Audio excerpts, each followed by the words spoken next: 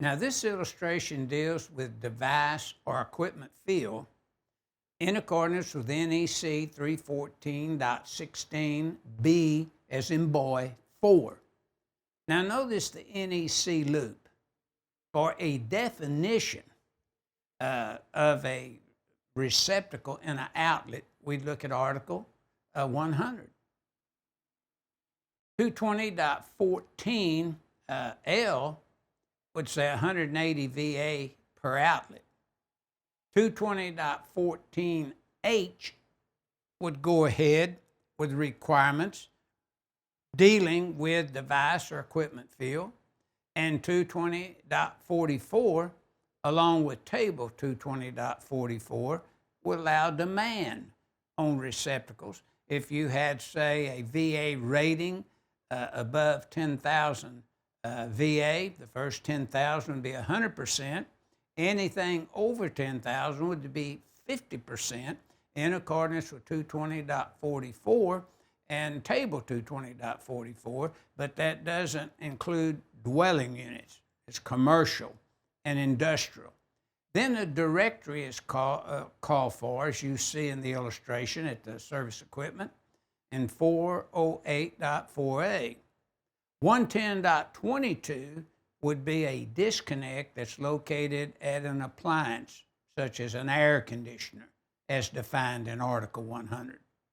230.70B would be, in my opinion, addressing the main up there. We don't have 2 to 6 mains, so 230.71 and 230.72 does not come into play. But the most important thing about this figure 12-6, if you had one yoke, as you see with one receptacle, that's 180 VA. If you had 2 receptacles on that yoke that you plug into, 2 points of plug-in, 180 VA.